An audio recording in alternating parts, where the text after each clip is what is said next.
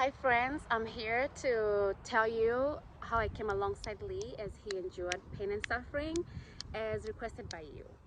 So when I met Lee, he was going through a surgery, if you have watched my first video on how I met him, and I got married to him 3 months after.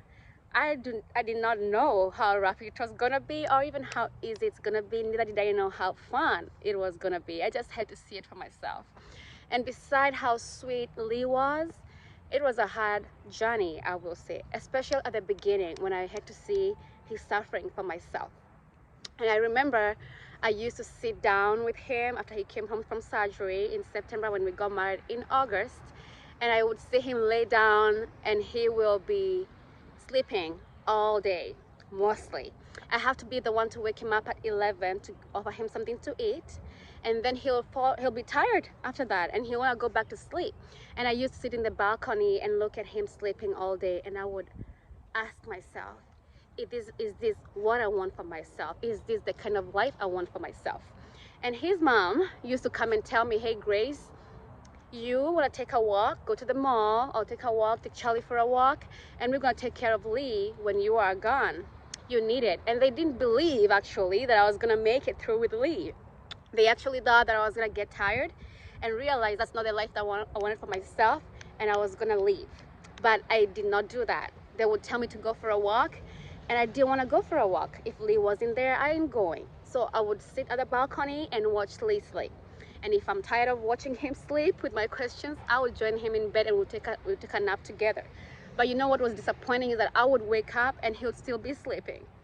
And I had a lot of questions and a lot of fear, you know, like this is the life. I can't go for a walk with my husband. I cannot have breakfast with him sitting down. I can't, but just know this was in the beginning. He had just gone through a 15-hour surgery, which was supposed to be 8 hours on his back.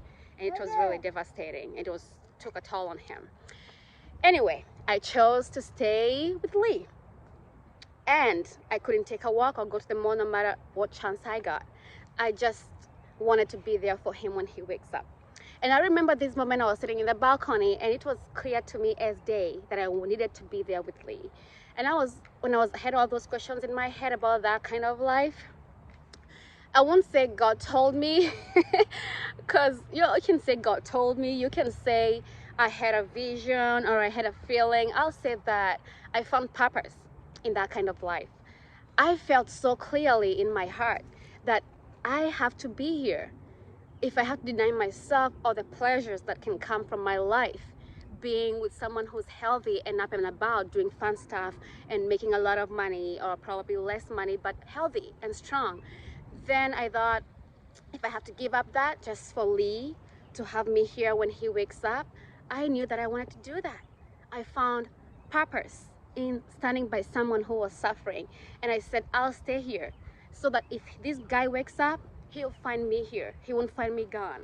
And I also thought it's very purposeful and honorable, and it's honorable for me to stay here so that when this guy wakes up, I will offer him something to eat if he'll be hungry, because he can go to get it for himself. I thought that was honorable, and I found this deep purpose and joy and need to do that. He was amazing, and that's what I did. Whenever Lee woke up, Grace was right there waiting. She didn't do anything when he was sleeping. I was just there waiting for him.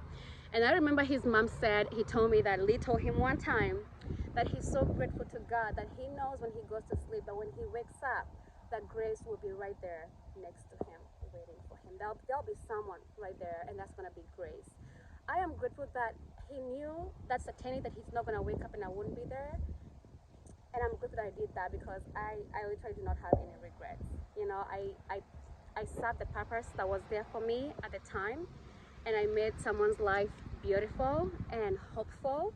And I think that's something that we should all aspire to do. Life is not meant to be easy, and you don't want to be selfish just because you're doing well and you're healthy. You don't want to be with someone who's suffering and whose life is not as perfect as yours. Well, that's one thing that I did. I was there for him whenever he was sick, whenever he was hungry, whenever he needed help. I decided that's what I want to do, even if it means for the rest of my life, and I did. Well, unfortunately, my life is not over yet. So but I have this little boy here that I have to take care of, and he is adorable. May I say also, this is my second point, that coming alongside someone like the way I did with Lee is not something one can do without being selfless enough and forgetting everything you've ever dreamt for yourself and start living in the shoes of another and start being sacrificial and denying yourself the pleasures of life just so you can make someone else's life better. It is a process, it is doable, and it doesn't mean it's going to be all suffering. Like I always say, beauty is, you have to find it. You have to find it. Life doesn't have to be perfect for you to see beauty. With Lee, I had to give up my days off. We did fun things. I can show you a few of those as we go along of our pictures having fun. We went to the beach a lot, but most of my days off, half of those days I would take Lee for his appointments to his doctor. He had appointments every single time I was off throughout the week. He either had to go see his surgeon, or he either had to go see his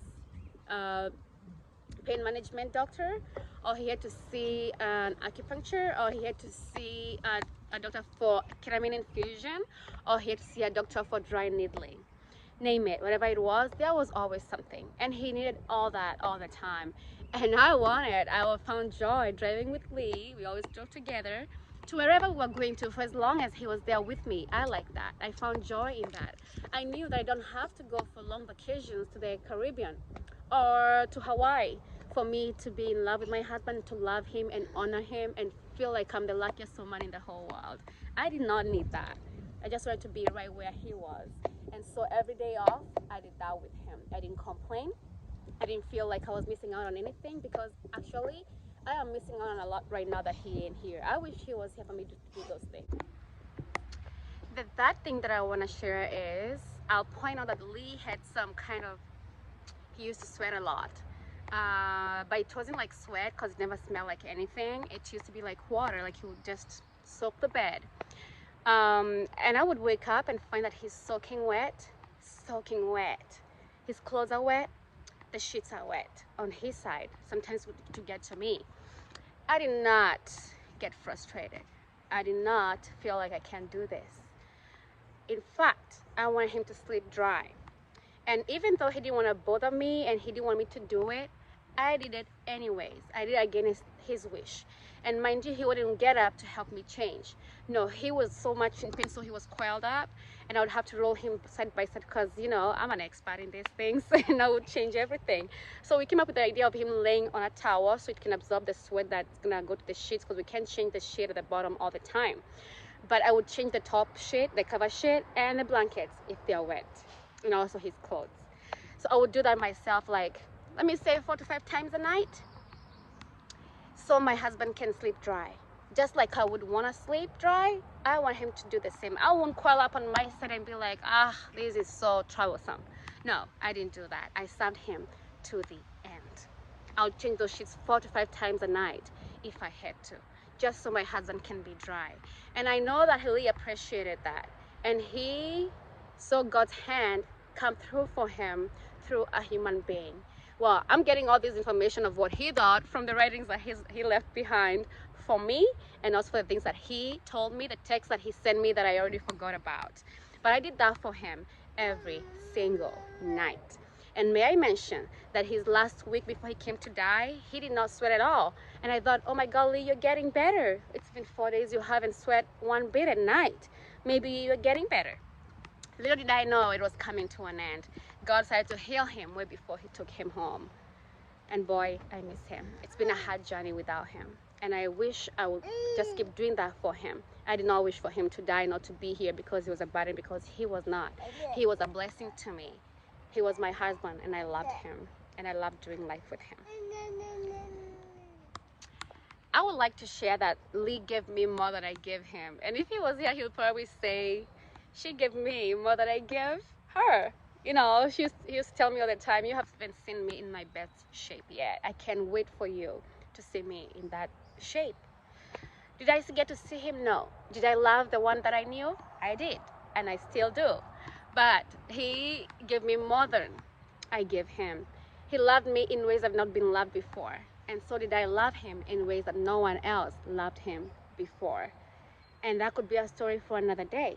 But I'll say it's a painful journey. It's a little rewarding. It comes with a cost of pain, you know, that I have to live with every single day. But I try to be strong whenever I make these videos for you guys. I try. Anyway, I can't do it any different. I would like to encourage you that, especially those who commented, maybe someone who commented that she hasn't met her spouse because of her physical illness, and probably she thinks she'll die single. I want to tell you that you can keep up hope, and I'm not promising you that you'll find someone who's gonna love you in the way you are, but I would love to tell you that there is hope, and that this world is not our home. You're not gonna suffer forever, just like Lee isn't here suffering anymore. That may not sound nice, but I personally believe that heaven is the best place we can be.